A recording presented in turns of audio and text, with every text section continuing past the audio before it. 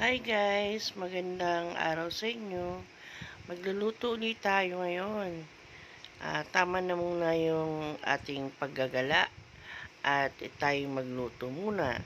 Ngayon, itong ating unang-unang lulutuin. Beef with broccoli and oyster sauce. Nandito ang mga ingredients.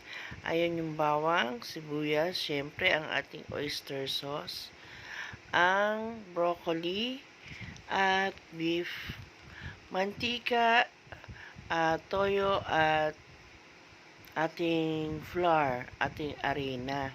So, handun sa ating banda doon ang salt and pepper.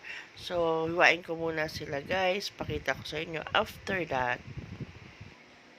So guys, ito na yung ating pag-prepare ng mga gulay. Ayan, bawang sibuyas uli, ating oyster sauce. Hiniwa na natin yung ating broccoli. At ito ang ating beef na hiniwa-hiwa ko na rin. At ang ating arena na nilagyan ko na tinunaw ko sa tubig. Ang ating syempre mantika at ang toyo. So, let's start na tayo guys. Magluto na po tayo. So, ayan guys, lagyan na natin ng mantika.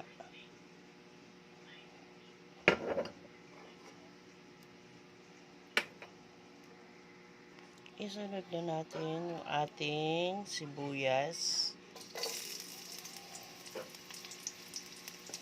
Inuna ko guys yung sibuyas kasi sobrang init ng mantika, masunog agad yung ating bawang. Naglalasang sunog yung ating pong menu for today.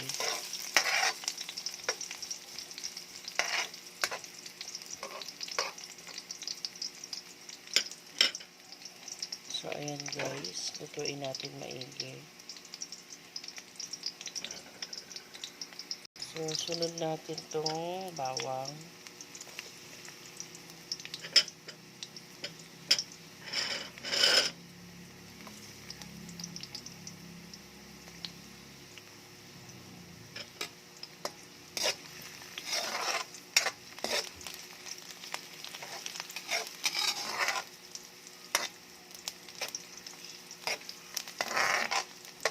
Ngayon natin brown yung bawang.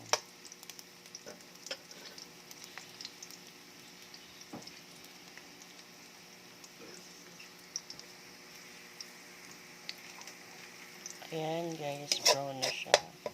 So, ilagay na natin yung ating beef.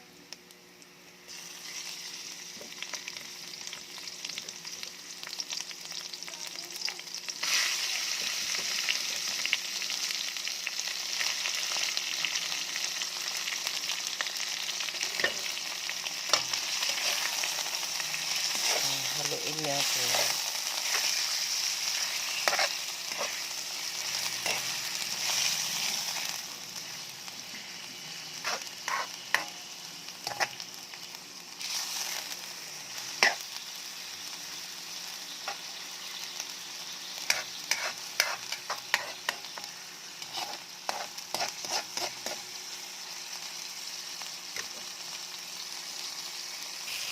And guys,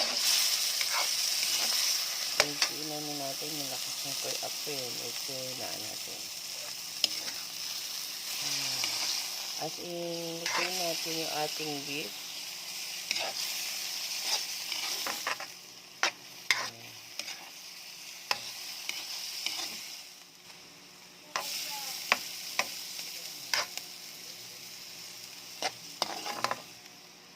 Palambutin natin sa konting tubig. Tubigan natin guys. Para medyo lumambot naman siya. Pero manipis ang pagkakahiwa ko sa mga yan guys. Para madali siyang lumambot.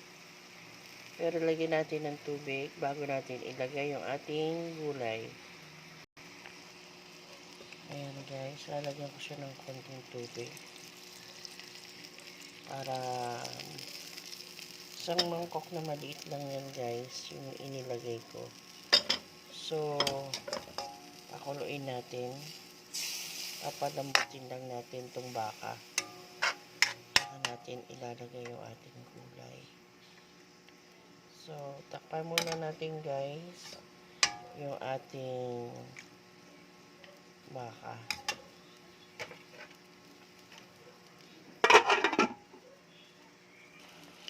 So, ayan guys, ang ating pinakuluang naman ng baka. Pinalambot ko. So, medyo malambot naman. Kaya naman ng anuhin ng ating mga ngipin. Tsaka maninipis po ang hiwa ko dyan guys. Para madali siyang lumambot. So, ilalagay na po natin yung ating gulay. Ayan guys. Yung nakikita nyo guys na haba-haba, yan yung yan yung pinaka-stock ng broccoli. Medyo ninipisan ko rin yung hiwa. Nakita nyo guys, strips. Kasi pag makapal, medyo matagal siyang maluto. So, ayan. So, haluin na lang natin maigi guys. So, ayan guys, dinagdagan ko siya ng tubig kasi medyo madami pala yung ating broccoli nung hiniwa. So, dinagdagan ko siya ng tubig. Pinantay ko lang yung tubig dun sa dami nung ating gulay at ng baka. So, depende na lang pala sa atin kung gaano karami ay idadagdag natin tubig guys. So, takpan ulit natin. Hayaan natin kumulot maluto yung ating gulay. Ayan guys. So, haluin natin para yung nasa ilalim pumaibabaw naman para lumambot naman tong at yung nasa ibabaw pumailalim para lumambot naman din. Pantay ba ang luto?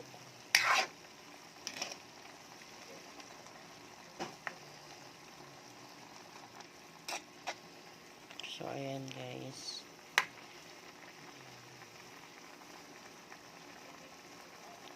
Lagyan na natin yan ng toyo guys. So, ayan, lalagyan ko siya ng toyo. Para may kulay na hindi naman siya maputla. Ayan. Haluin natin. Ayan.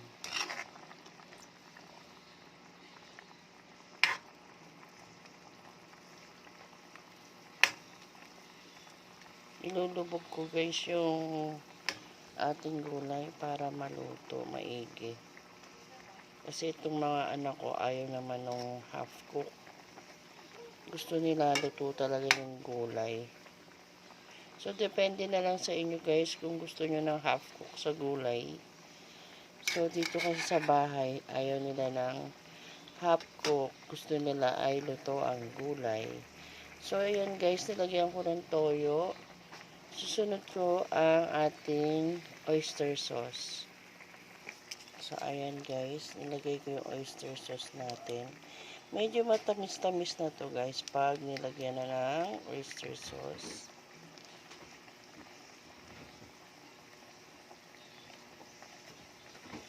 So, haluin ulit natin.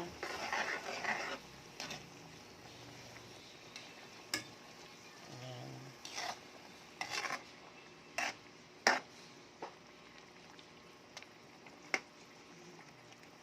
So, dagdagan na natin siya ng paminta. So, ayan guys, lagyan na natin ng paminta.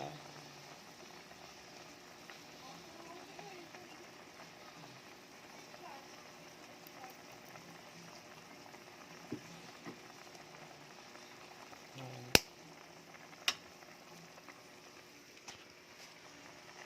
So, ayan guys, lagay na natin yung ating harina. So, para lumapot. So, ayan guys, finished product na. Ayan. Okay na siya. Ayan.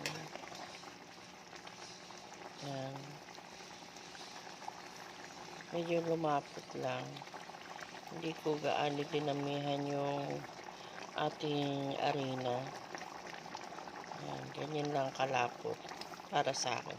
Pero nasa inyo naman, dagdagan nyo na lang din ng arena. Kung gusto nyo malapot na malapot yung inyong niluto. So guys, ito na po ang ating broccoli with beef. Beef broccoli with oyster sauce. So, guys, thank you for watching. Please like, share, and subscribe po. Salamat guys. See you next vlog. See you bukas guys. Thank you so much. Bye.